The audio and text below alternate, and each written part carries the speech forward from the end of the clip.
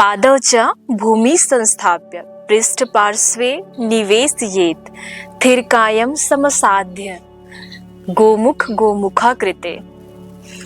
हरिओम दोस्तों, आज हम लोग अभ्यास करेंगे गोमुख आसन का। गोमुख आसन जो कि एक महत्वपूर्ण और बहुत ही शक्तिशाली आसन है। गोमुख आसन के अंतर्गत वो सारी बातें जानेंगे, जैसे कि गोमुख आसन को गोमुख आसन क्यों कहा जाता है, गोमुख आसन के पहले हमको कौन से स्ट्रेचिंग या वार्म अप जरूरी होते हैं आसन लगाने के पहले, वो अभ्यास आपके साथ मिलकर करेंगे। उसके बाद हम लोग जानेंगे कि गोमुख आसन में और कौन से आसन हम लगा सकते हैं, उसकी सही विधि जानेंगे, सही तरीका, जिससे हमको ज्यादा से ज्यादा फायदा मिले।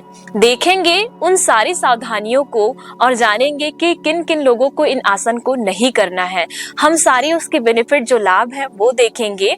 तो दोस्तों, गोमुख आसन जो होता है दो शब्दों से मिलकर बना हुआ है, गोमुख आसन।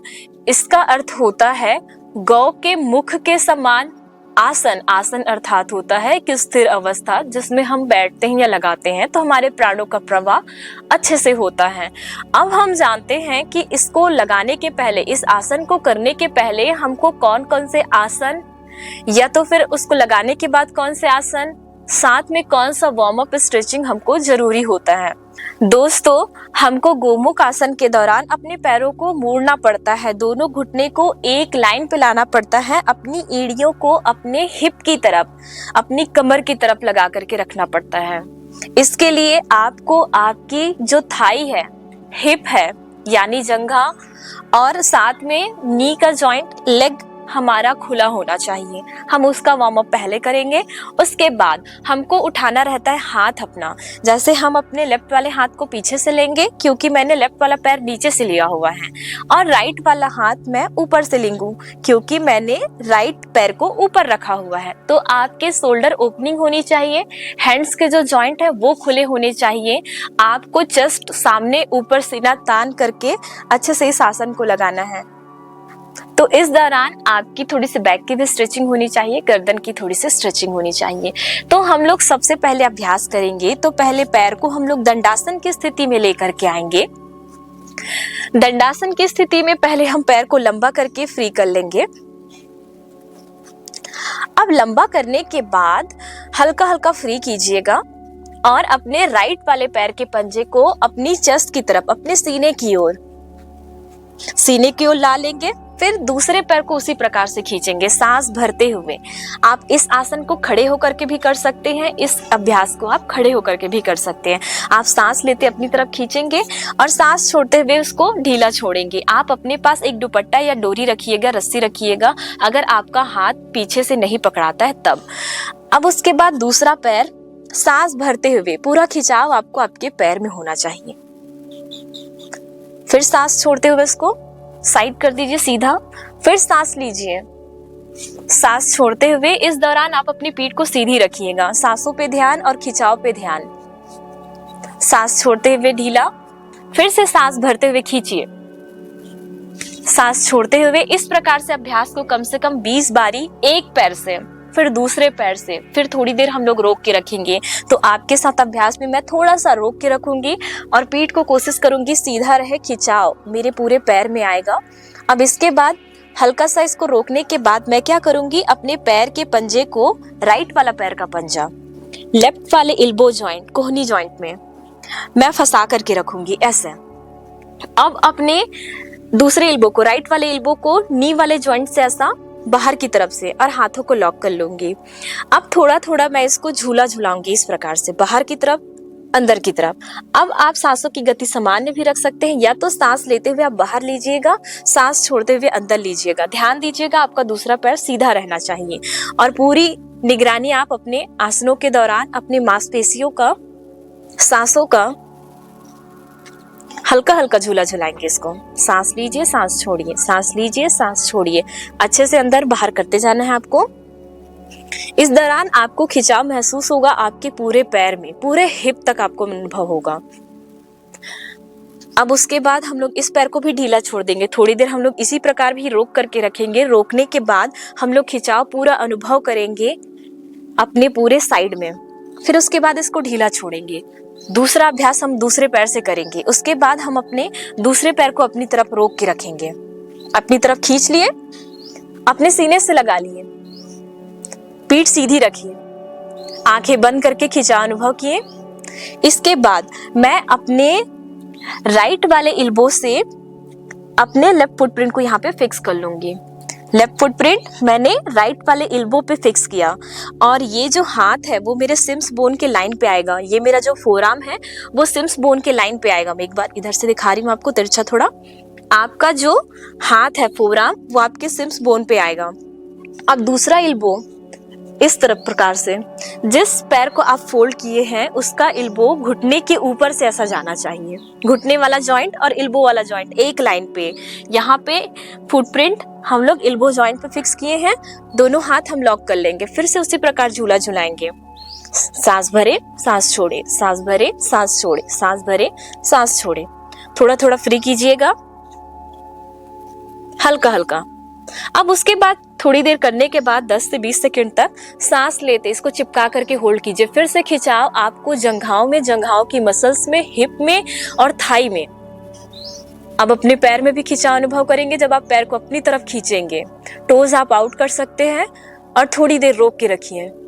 सांसों की गति सामान्य, आंखें बंद और खिंचाव अनुभव कीजिए। अब इसको ढीला छोड़ दीजिए। अब दोनों पैर को थोड़ा फ्री कीजिए।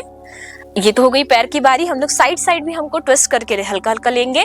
अब इस राइट वाले पैर को मैं लेफ्ट की तरफ लूंगी ऐसे, और जितना मैं पीछे देख सकती हूँ इस प्रकार से आप फिक्स कीजिएगा।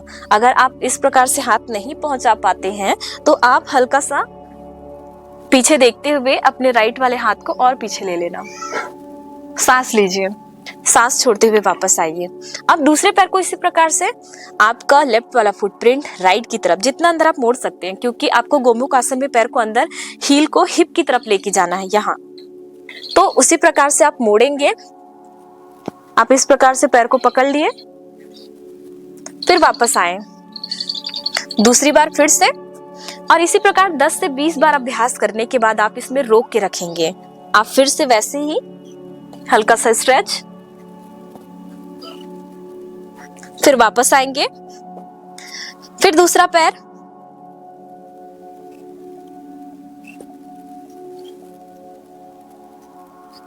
फिर वापस आएंगे।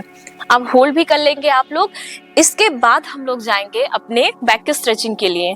तो सांस लेते हुए मैं अपने चेस्ट को, सीने को सामने करूंगी, हेड को पीछे लूंगी, और सांस छोड़ते हुए हाथ सामने लॉक, पूरा पेट अंदर, चेस्ट अंदर, चिन को नीचे लॉक।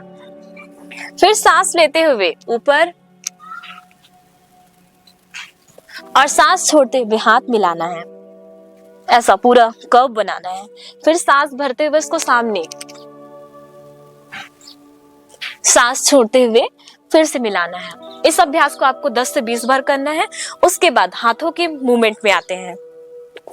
हाथों के मूवमेंट के लिए आप पहले फिंगर जॉइंट को खोलिएगा, अपने पूरे हाथों को फैलाइएगा। सांस भरते हुए पूरी ताकत से उंगलियों को फैलाना, सांस छोड़ते हुए मुट्ठी बंद करना, अंगूठा अंदर रहेगा, 4 उंगली उसके ऊपर रहेगा। फिर सांस लेते हुए अपनी उंगलियों को फैलाना, सांस छोड़ते हुए मुट्ठी बंद करके, फिर सांस लेते हुए सांस छोड़िएगा, सांस लीजिएगा, सांस छोड़िएगा। इस प्रकार 10 बार करने के बाद हम लोग आएंगे पाम के मूवमेंट के बाद आप अपने शोल्डर को रोटेट कीजिएगा। क्या करेंगे हम लोग, हाथों को सामने, इनहेल एक्सहेल। अब फिर सांस लेते हुए ऊपर, सांस छोड़ते हुए नीचे, फिर से सांस भरते हुए ऊपर, सांस छोड़ते हुए नीचे, सांस भरते हुए ऊपर और सांस छोड़ते हुए नीचे। इसी प्रकार से आप 10 से 20 बार इसको घुमाइएगा।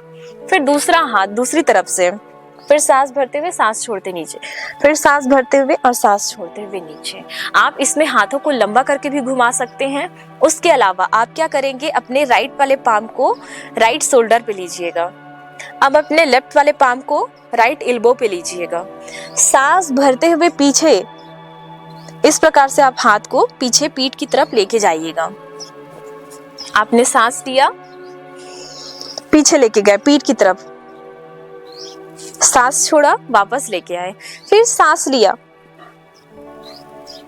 सांस छोड़ा, ये जब आप गोमुख आसन में हाथ को पीछे लेके जाएंगे, जब सीना आपको सामने लाना होगा और हाथ को पीछे लेना होगा, उस दौरान बहुत मदद करेगा। तो फिर हम लोग एक बार कर लेते हैं, सांस भरे। इस प्रकार से आप 10 से 20 बार करने के बाद जब आपका एल्बो पूरा पीछे चला जाएगा, हेड के पीछे, तो आप थोड़ी देर रोक करके रखिएगा। रोक करके रखने के बाद आप अपने सिर को थोड़ा उठाइएगा, सांसों की गति सामान्य होने दीजिएगा, खिंचाव आपके कंधे में। फिर उसके बाद वापस आइएगा। इसी प्रकार से आप दूसरे हाथ से भी दोहराएंगे।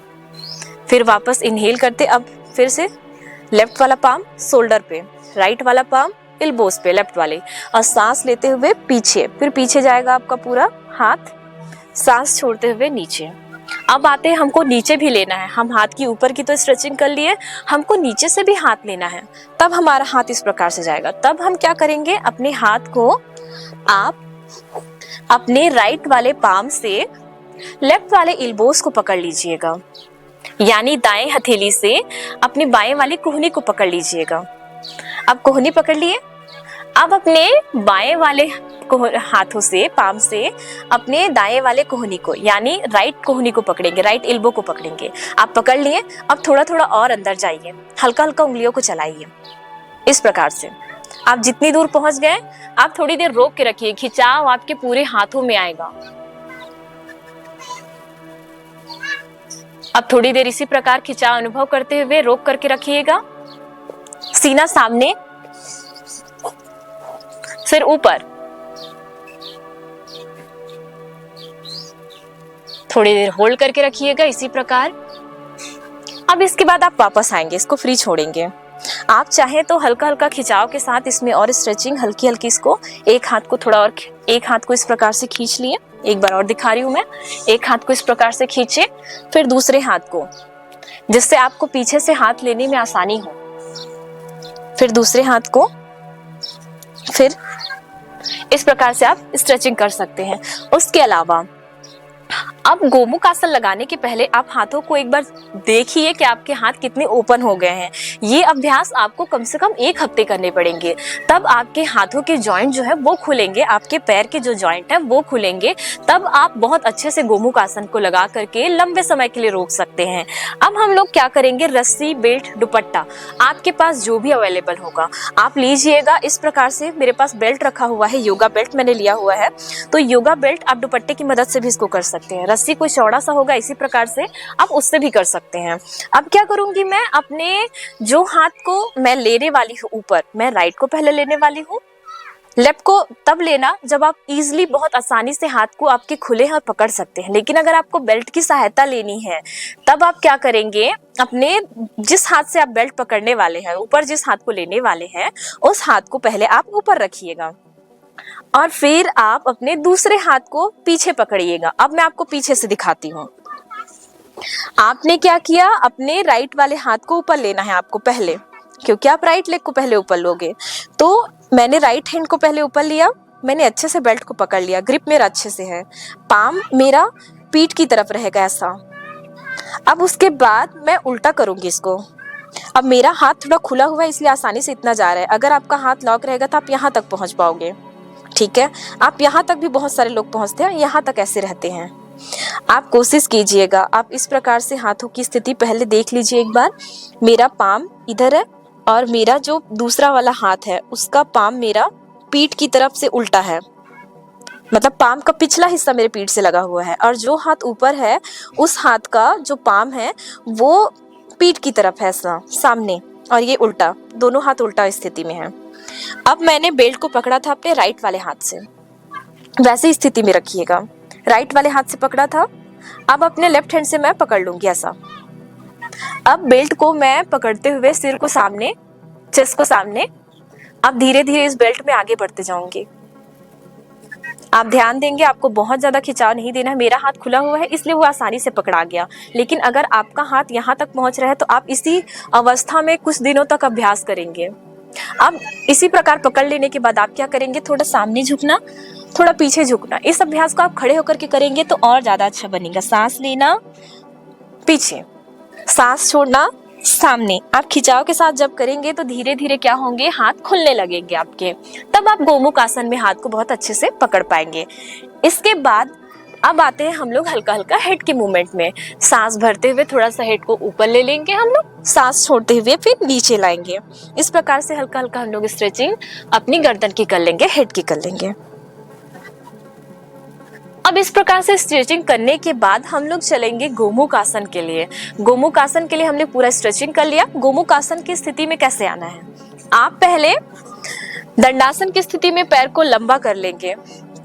लंबा करने के बाद आप अपनी पीठ को सीधी रखिए पहले से ही, हाथों को जस्ट नी के ऊपर, पहले सांस भरिए, सांस छोड़िए।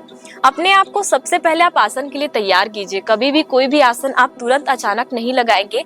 आसन के पहले उसकी सूक्ष्म प्राणायाम होते, सूक्ष्म क्रियाएं होती है, वार्म अप होती हैं, उसको करना आपको जरूरी है। तब जाकर आप आसन में लंबे समय तक रोक सकते हैं, और लंबे समय में जब तक आप रोकेंगे तो आपको फायदे उसके होंगे। तो हम बैठेंगे और आसन के लिए अपने आप को तैयार। सांसों की गति सामान्य। मैंने सारे जॉइंट अपने ओपन कर लिए हैं। हल्का हल्का वाइब्रेशन मुझे फील हो रहा है मेरे सारे जॉइंट में। एक ऊर्जा।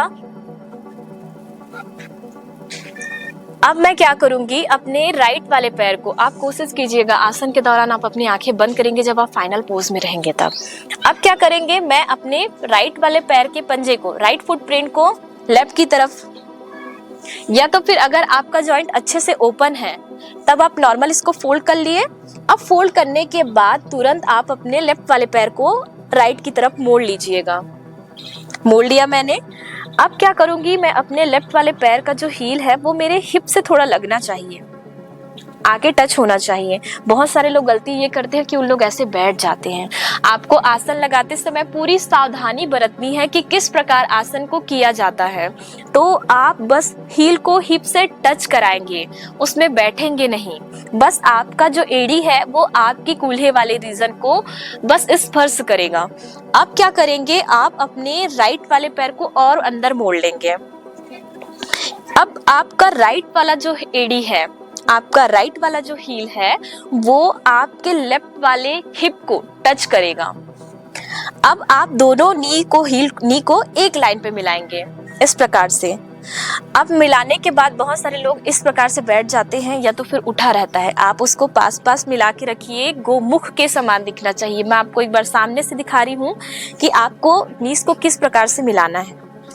इस प्रकार से अगर आपका घुटना नहीं आ रहा है और पैर दूर दूर है, तब की अवस्था में क्या करनी है, आप इस प्रकार से बैठे हैं और आपको परेशानी हो रही कि पैर नहीं जा रहा है, वो अंदर ही नहीं जा रहा है, तब आप क्या करेंगे, आप एक बार देखना कि करना कैसे। आप अपने दोनों हाथों को सामने लेना। दोनों हाथों को सामने लेने के बाद आप अपने दोनों घुटने को पहले मिला लेना, आगे पैर को राइट वाले को खिसका लेना। आप जब हिप को उठाओगे तो पैर आपका चलाने में आसानी होगी। आपने हिप को उठाया और दोनों घुटने को मिला लिया। अब मैं धीरे से अपने हिप को डाउन करूंगी। ध्यान देना, आपको बिल्कुल भी अपने एड़ियों में बैठना नहीं है। अब उसके बाद क्या करेंगे, मैंने दोनों घुटने को एक लाइन पे ला लिया। मैं आपको एक बार सामने से दिखा रही हूँ कि करना क्या है। अब मैं अपने लेफ्ट वाले हाथ को पीछे से लूंगी। लेफ्ट वाला हाथ पीछे ले लिया। अगर आपको ऐसा जरूरत पड़ रहा है तो आप अपने लेफ्ट वाले हाथ को थोड़ा सा और पुश कर सकते हैं ऐसा। अब उसके बाद मैं राइट वाले हाथ को ऊपर से लूंगी। अब मैं क्या कर ली, मैं पकड़ ली अपने हाथों को। अब मेरा एल्बो क्या होगा, मेरे हेड के पीछे जाएगा। अब सांस लेते हुए सीना सामने और हेड ऊपर। अब खिंचाव मुझे मेरे पैर में पूरा अनुभव हो रहा है। आंखें बंद करके मैं अनुभव करूंगी, सांसों की गति सामान्य रहेगी मेरी। सांस लूंगी, सांस छोड़ूंगी। खिंचाव मुझे पूरा मेरे पैर में, पैर से लेकर के मेरे जनानंगों में, जनानंगों के दौरान फिर ऊपर पेल्विक में, पेल्विक के बाद मेरे स्टमक में, और स्टमक के बाद चेस्ट को मैंने सामने रखा है, चेस्ट में। सिर को थोड़ा पीछे लिया, सिर में, हाथों में खिंचाव, कंधे में, मेरे हाथों में। आपको इस आसन को बहुत ही आराम से करना है, धीरे धीरे अभ्यास को बढ़ाना है। आप जब इस आसन को 10 मिनट 5 मिनट तक करेंगे तो आपको इसके फायदे मिलेंगे। अब जिस पोजीशन में हम लोग गए थे, मैंने अपना राइट वाला हाथ पहले वापस लाया, फिर लेफ्ट वाला हाथ वापस लाया। इसी अवस्था में एक आसन आप और लगा सकते हैं। आप पहले, मैं आपको एक बार पीछे से दिखा रही हूँ कि आपको पीछे से हाथ कैसे पकड़ना है। तो मैं पहले वापस आऊंगी, अपने पैर को फ्री करूंगी। दोनों पैर अच्छे से फ्री। एक बार मैं आपको पीछे से दिखा रही हूँ कि आसन कैसे लगाना है आपको। पीछे आप जब आसन लगाएंगे, पीछे की अवस्था कैसी रहेगी, आप नॉर्मल फिर से गोमुख आसन में बैठ गए, पैर को लंबा किया, पैर को लंबा करने के बाद वैसे ही पैर को मोड़ा, पीठ सीधी रहेगी। आपका अगर हिप नहीं आ रहा है तो आप हिप को इस प्रकार से उठाएंगे, हिप को उठाएंगे और आपका पैर वैसे दूर दूर रहेगा। फिर दोनों घुटने को हल्का सा, पैर ऐसे आगे रहता है ना बहुत लोगों का, तो वो हल्का सा पैर को ऐसे आगे चला लेंगे। चलाने के बाद हिप को डाउन करेंगे, दोनों घुटने मेरे एक लाइन पे आ गए हैं। फिर उसके बाद मैं अपना लेफ्ट वाला पाम पहले लूंगी, लेफ्ट वाला पाम ऐसे पीछे करके रखी मैं, ठीक। अब उसके बाद मैं अपना राइट वाला पाम लूंगी। अब मैं अपने हाथों को लेकर के जाऊंगी और गर्दन सीधा, मेरा हेड सीधा, चेस्ट सीधा, सांस भरते मैं सांस छोड़ते रोक करके रखूंगी। फिर जब मैं वापस आऊंगी तो राइट वाला हाथ, लेफ्ट वाला हाथ, फिर वापस इस स्थिति में आऊंगी। अब इसके अलावा हम इसमें कौन कौन से और आसन कर सकते हैं, इसके वेरिएशन कौन कौन से हैं। फिर मैं पैर को थोड़ा फ्री करूंगी, इसी में ही आप पैर को फिर से मैं मोड़ूंगी एक बार ऊपर की ओर। फिर मैं पैर को ले आई नीचे, मैंने दोनों घुटने को एक लाइन पे लाया। एक लाइन पे लाने के बाद अपने आप को स्थिर की। अब आप इसमें आसन लगा सकते हैं, आप अपने राइट वाले टोस को, राइट वाले पैर के टोस को और लेफ्ट वाले पैर के टोस को ऐसे उसी हाथ से पकड़ना, सांस लेना, सांस छोड़ते हुए फोरहेड को घुटने से लगाना, फोरहेड को नी से। थोड़ी देर आप इसी अवस्था में रोक के रखेंगे, सांसों की गति सामान्य रहेगी। जब आप ऊपर आएंगे तब आप सांस लेना, जब आप नीचे जाएंगे तो सांस छोड़ना। जब फाइनल पोज में आप पहुंच जाएंगे तो सांसों की गति सामान्य, सांस लेना और सांस छोड़ना। इस प्रकार से जब आसन आप लगा लेंगे, इसके अलावा आप इसमें ट्विस्ट भी कर सकते हैं। आप अपने राइट साइड जब ट्विस्ट करेंगे तो आपका लेफ्ट वाला हाथ आपके राइट वाले पैर के पंजे को, राइट फुटप्रिंट को, आपका राइट हैंड पीठ की तरफ घुमा करके रोक करके रखिएगा। अब उसके बाद दूसरी तरफ भी आप ट्विस्ट कर सकते हैं, सांस लेना, सांस छोड़ना। अब बहुत सारे लोग इसमें गलती क्या करते हैं, पहली गलती, उन लोग अपने एड़ियों में, हील में बैठ जाते हैं। ऐसा आपको बिल्कुल भी नहीं करना है, नहीं तो आपको दूसरी परेशानी, आपके एंकल में दर्द, यानी आपके जो हील के जस्ट हील है उसमें दर्द हो सकता है, एंकल जॉइंट यानी उसके टखना जॉइंट जो है उसमें दर्द हो सकता है, आपको साइटिका का दर्द और उठ सकता है।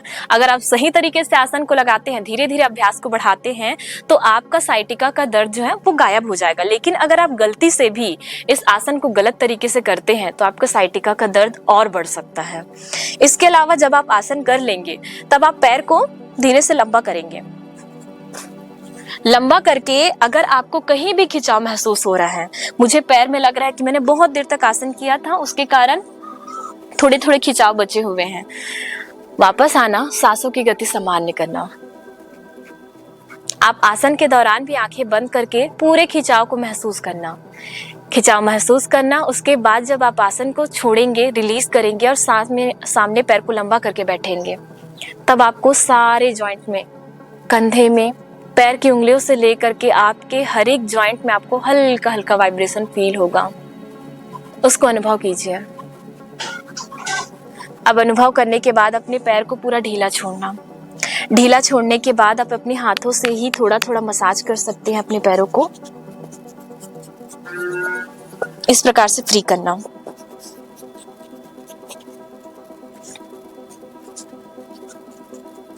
आप अपने हाथों को भी हल्का हल्का स्ट्रेच कर सकते हैं, थोड़ा थोड़ा शोल्डर में रोटेशन कर सकते हैं। अगर आपको कहीं भी खिंचाव महसूस हो रहा है शोल्डर में तो हल्का हल्का इस प्रकार से रिवर्स करके फ्री करेंगे और फिर वापस आकर के उस वाइब्रेशन को फील करेंगे। तो अब हम लोग जानते हैं कि हमने उसके सारे वेरिएशन देखे। वेरिएशन देखने के बाद हम लोग को प्रिकॉशन कौन से रखने हैं। सावधानी, आसन के दौरान आपको हील पे बिल्कुल नहीं बैठना है, आपको आपका पोस्चर इस प्रकार से टेढ़ा नहीं करना है या फिर बहुत ज्यादा आपको खिंचाव हो रहा है, आपका पैर जहां तक पहुंच रहा है आप उतने देर तक आसन कीजिए। बस हील को में नहीं बैठेंगे, पैर को ऊपर नहीं उठाएंगे। बहुत सारे लोग क्या करते हैं, जब पैर को मोड़ते हैं इस प्रकार, ठीक है, आपका घुटना नहीं मिल रहा है, अभी आप शुरुआत कर रहे हैं, कोई बात नहीं। आपका पैर आप ऊपर उठ जा रहे हैं, उसको हल्का सा स्ट्रेच करके इस प्रकार से रख लीजिए। अभी आपका दोनों घुटना बहुत दूरी में रखा हुआ है, अभी दिख भी नहीं रहा है कि आप गोमुख आसन लगा रहे हैं, कोई बात नहीं। आप एक हफ्ते के अभ्यास के दौरान ही देखेंगे कि आपके दोनों घुटने एक लाइन पे आपको दिखेंगे। आपको जो स्ट्रेचिंग बताई गई है, कम से कम आप 10 से 15 मिनट उस स्ट्रेचिंग को आप करेंगे तो आपको आसन बहुत परफेक्टली दिखेगा और परफेक्टली लगेगा और उसके सारे फायदे आपको मिलेंगे। बस यही है कि आप हड़बड़ी में कोई भी आसन नहीं करेंगे। आसन के पहले आप उन सारे सूक्ष्म क्रियाओं को करेंगे, वार्म अप को करेंगे जो आसन को लगाने के दौरान जरूरी होते हैं। उसके अलावा बहुत सारे लोग का पोस्चर इस प्रकार से हो जाता है कि वो इस प्रकार से रखते हैं और लगाने की कोशिश करते हैं। कोई दिक्कत नहीं, अगर आपका हाथ नहीं पहुंचता तो आप बेल्ट का उपयोग कीजिए। जिस प्रकार मैंने बताया था बेल्ट कैसे पकड़ना है, वैसे ही आप बेल्ट को पकड़िए, दुपट्टा पकड़िए। उसके बाद हम लोग देखते हैं और आता है कि बहुत ज्यादा खिंचाव आ रहा है या दर्द आ रहा है, उस कंडीशन में लोग वापस ही नहीं आते हैं। आप जब आसन लगाएंगे तो आपको बस हल्की हल्की खिंचाव के साथ वो थोड़ा थोड़ा स्ट्रेचिंग होगा, खिंचाव आएगा। अगर आपको बहुत दर्द हो रहा है तो आप आसन में वापस आ जाइए, फिर आप अभ्यास कीजिए स्ट्रेचिंग का, जब तक कि आपके जॉइंट जो है वो खुल ना जाए तब तक आप अभ्यास कीजिए। फिर आसन को आंखों को बंद करके उन पूरे खिंचाव को अनुभव कीजिए। दोस्तों, जिनको बहुत ज्यादा सीवियर नी में इंजुरी है, किसी का ऑपरेशन है, नी कैप में कुछ दिक्कत है, फ्लूइड लिक्विड सूखा हुआ है, उस दौरान आप इस आसन को ना लगाएं। आप पहले दूसरे आसन जो आर्थराइटिस का मैंने डाला हुआ है, रूमेटॉइड आर्थराइटिस का डाला हुआ है, पवन मुक्तासन पार्ट 1 का वीडियो मैंने डाला हुआ है, उस आसन का अभ्यास कीजिए, आपको उसमें राहत मिलेगा। तब आप इस आसन को जब आप इंटरमीडिएट लेवल में थोड़ा आगे बढ़ जाएं, जब आपको ठीक लगे तब आप आसन को लगाएंगे। जिनके पहले से ही रॉड लगा हुआ है पैर में, मोड़ना जिनको मना है वो इस आसन को ना करें। जिनको बहुत ज्यादा इंग्वाइनल हर्निया जैसा है, हर्निया का केस है, तो थोड़ा सा बहुत ज्यादा प्रेशर आता है हमारे पेट में थोड़ा, तो उस केस में आप इस आसन को ना करें। अगर आपको किसी भी प्रकार के फ्रोजन शोल्डर भी है तब उस केस में भी आपको इस आसन को नहीं लगाना है। और आपकी ब्लड प्रेशर बहुत बढ़ी हुई है और आपको ऐसा लग रहा है कि सिर भारी लग रहा है, उस दौरान आप इस आसन को लगाने के बाद वापस आ जाएं, इस आसन को आप नहीं करेंगे। अब हम लोग जानते हैं कि इसके फायदे क्या क्या हैं। दोस्तों, जब हम वीरासन, सिद्ध वीरासन यानी मेडिटेटिव हीरोज पोज में बैठते हैं तो उसके जितने भी फायदे हैं वो सारे फायदे हमको होते हैं। कैसे?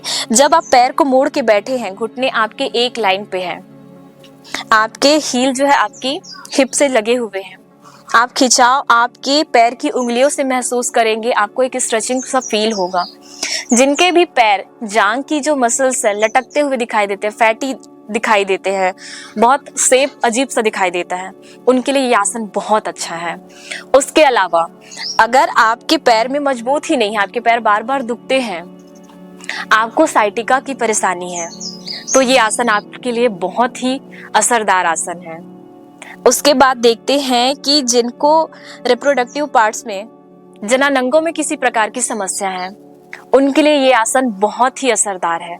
आपके जनानंगों को स्वस्थ करता है, वहां पे खून के संचार को बढ़ाता है, ब्लड के सर्कुलेशन को बढ़ाता है। उसके अलावा आपका जो पेल्विक है, महिलाओं में जिनको पीसीओडी की समस्या है, हार्मोनल इम्बैलेंस की समस्या है, वो इस आसन को करे, उसको इस परेशानी से जो है पीसीओडी से जो छुटकारा मिलेगा। उसके अलावा हम देखते हैं हमारे डाइजेस्टिव ऑर्गन्स, जब हम बैठे हैं हमारे शरीर में क्या होता है, ब्लड का सर्कुलेशन बढ़ता है, हमारे पेट में, हमारे एब्डोमेन के संरचनाओं में ब्लड का सर्कुलेशन बहुत अच्छे से होता है, हमारी पाचन की क्षमता बढ़ती है। उसके अलावा जब हम सीना तान के, सीना सीधा रख के, हेड को ऊपर उठा करके रखते हैं, हमारी चेस्ट की कैपेसिटी, हार्ट की कैपेसिटी, लंग्स की कैपेसिटी बढ़ती है, हमारे हृदय स्वस्थ होते हैं, हमारे फेफड़े स्वस्थ होते हैं, उसकी क्षमता बढ़ती है। उसके अलावा जब आप अपने हाथों को पीछे लेकर के जाते हैं, दोनों हाथ, आपके कंधे मजबूत बनते हैं, आपके जो नीचे की हथेलियां हैं उसकी जो भी मांसपेशियां आपकी लटकती हुई हैं उसकी टोनिंग होती है। उसके अलावा जब आप हेड को उठा करके रखते हैं तब अपने आप मन में नियंत्रण पाते हैं, आपका मन शांत होता है, आपके मन में चल रहे विचार शांत होते हैं, तनाव कम होता है, आपको नींद अच्छे से आएगी। अगर आप इस आसन का सुबह अभ्यास करते हैं 5 से 10 मिनट या संध्या के समय, तो आपको जो नींद की समस्या है उस समस्या से आपको राहत मिलेगी। उसके अलावा हम देखते हैं कि इस आसन के मेडिटेटिव फायदे क्या हैं। हमने बाहर से इस आसन को देखा, अंदर से जब आप अनुभव करेंगे तो ये हमारे चक्रों को भी एक्टिवेट करते हैं। हमारे अनाहत चक्र, जब हम सीना को सामने थोड़ा सा फैलाते हैं, सीना सीधा रखते हैं, गर्दन सीधी रखते हैं, तो ये हमारे जो आज्ञा चक्र हैं, हमारे दोनों आईब्रो जॉइनिंग से थोड़ा सा ऊपर, जिसको तीसरा नेत्र कहते हैं, बिंदु चक्र कहते हैं, उसको एक्टिवेट करने का काम करता है। जब हम सीना को चौड़ा करते हैं, सीधा करते हैं, ये हमारे अनाहत चक्र को एक्टिवेट करने का काम करता है, खोलने का काम करता है। हमारी ऊर्जा के प्रवाह को ये बढ़ाता है, प्राण के प्रवाह को बढ़ाता है, जिसके कारण हमारी जीवनचर्या अच्छी होती है, अच्छे से, जिसके कारण हम चलते फिरते हैं, हम जीवन जीते हैं। दोस्तों, हमने देखा गोमुख आसन में वो सारे प्रकार, विधि, सावधानी, लाभ। तो आज की रही मेरी वीडियो यहीं तक की जानकारी। तो आप लोगों से नई जानकारी के साथ नए वीडियो में मिलते हैं। आपको वीडियो अच्छा लगा, जानकारी अच्छी लगी तो वीडियो को लाइक, चैनल को सब्सक्राइब जरूर करें। आपसे मिलते हैं नई जानकारी के साथ। हरिओम।